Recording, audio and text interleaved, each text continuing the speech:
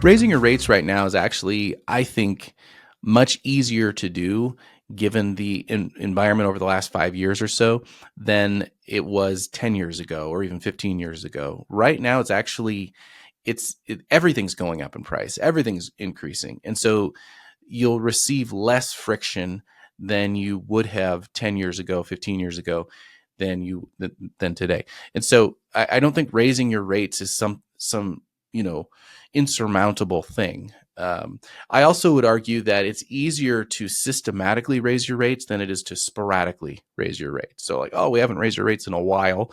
Let's just, increase them. That's, I think, a lot harder for a customer to swallow than just building it into the system and the cadence and having a regular rate increase every year. And so I think these are things that are very important for you to do because your business won't survive if you're constantly chasing, if your payroll is going to continue to go up, your fixed expenses are going to go up, everything goes up. And so you have to stay ahead of that. And the way that you can do that is by regularly raising your rates. And so most owners, I think, fear raising their prices because they assume that customers are price sensitive. But the truth is, most people actually are more sensitive to the quality of the experience, the structure of the lesson, the consistency of the teaching, the community that you've created. Is it safe? Is it reliable? Are you consistently producing a good result? That's what customers are sensitive to. Price is usually lower on that list. And yet, as owners, we're like the most sensitive to price.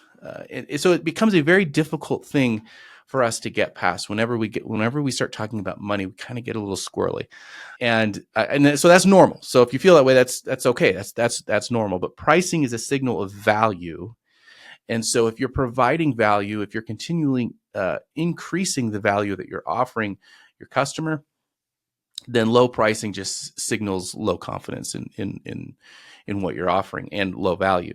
And so again, I think these are important mindset shifts for you to get into because you have to continue to increase your prices if you want to stay profitable. If you want to increase your profit, that's very important. So okay, so what are some signals that your pricing is too low?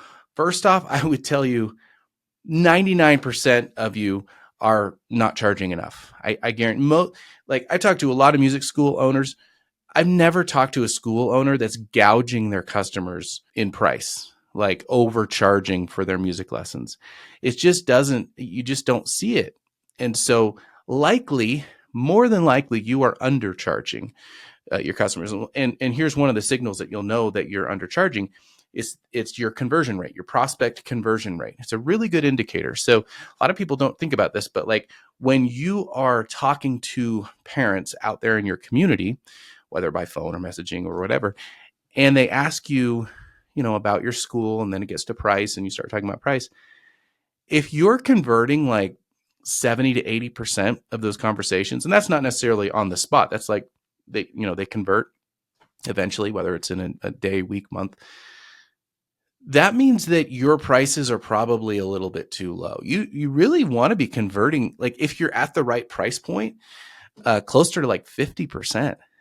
In some industries, it's even lower than that. But that means that your pricing is kind of maximized, right? You don't want to be converting every single person that you talk to. Of course, we want everyone to come in, of course, right? But like pricing should actually act as a filter, not a flood, right? Like we're not opening the floodgates and just everybody coming in because we're gonna fill up our capacity very quickly, and then it becomes a little bit more difficult to become more profitable.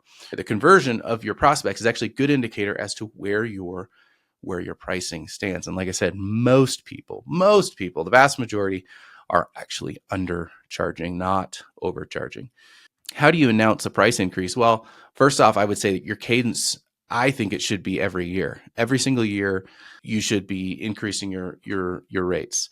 Now, Netflix does this really well. Actually, just a few months ago, I got a notice, as millions and millions of other people, got a notice that they were increasing their rates. And what's interesting to look at, I mean, you can just look at the email that they send out to people. It's very interesting. It's non-apologetic. It explains. It doesn't justify it. There's no like, we're adding all these features. We're doing all these amazing things to justify our rate increase. They also don't say rate increase. They say we're updating your monthly rate, but it totally removes all emotion. It removes all ability to negotiate, right? Like I'm not going back and forth with Netflix as to what my monthly price is. They're just informing. And so it becomes a really interesting thing. So it's calm, it's clean, it's clear, it's forward facing. No mention of what I was paying. They only say this is what your rate is going to be. This is the updated rate starting in your next billing cycle. No long explanation. Very, very simple and straight to the point. And so I think that this is the way that we should do this, right? Like when it comes to communicating with our families, because it's always like, oh, well, how do I do this? What do no apologizing, no long explanations, no justifying, just simply informing.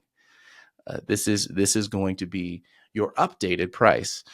It's just an interesting study. So I would encourage you, some of these big companies that you are paying monthly for their services, like Netflix, I'm sure you've gotten one of these. We all have gotten one of these emails from some of these big companies as to your new price, your updated price.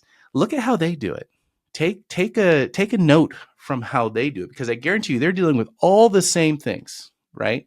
I think Netflix has something like 300 million subscribers. Like I guarantee you they're getting all the different responses. So it's one of those things. I think it's important when we communicate that we're very clear, straight to the point. We're not over explaining. Okay, so but yeah, like I said, for research, check it out. Check out some of these other big companies and see how they do it. The other thing, you will get some objections from parents, but honestly, like when we did this, I think the last rate increase we did, we had about 1,000 students before we sold our schools. I think it was either 4 or 5 people complained. We had, a handful of people quit, which, let's be honest, most of those people were probably on the verge of quitting anyways. And this was just an excuse for them to finally drop off. But the increase in revenue far exceeded the number of students that we ended up losing. And so you can expect to get some pushback, but just remember, it's going to be way less pushback than you're making it out in your brain. You're thinking, oh, half the students are going to revolt, and then I'm going to lose all this money, and all these students are going to be gone. And no, that's not the case. As long as you're smart, again, about how you communicate it. And two, I wouldn't jack the price way up. Like sometimes you'll see people, they'll raise prices by like $40 or $50 a month per student. Probably not a good idea. But I think a $15 to $20 a month increase is fair, right? You have to figure that in your area, like, because every area is a little bit different with how they charge. But I think that makes sense. As far as the timing of the announcement, announce it, about 30 days before the price change actually happens. So don't just tell them like a week before starting the next billing cycle, your price is going to go up, and that kind of thing. Give them enough notice, let them know that it's going to be happening about 30 days in advance. It's typically a good idea to raise your rates during busier times of year for enrollment. So usually what we would do is we'd increase our rates either in September or in January. And again, just making sure you're giving people 30 days notice. I usually like the notice to go out at the beginning of September, because again, that's more of an enrollment time. That's not like we're getting out. But then again in January, so like the 1st of January, notice goes out, lets everybody know that starting in February, rates are going to go up. So time of year, I think, really does matter. So again, just build that into your cadence. This does not need to be an emotional thing.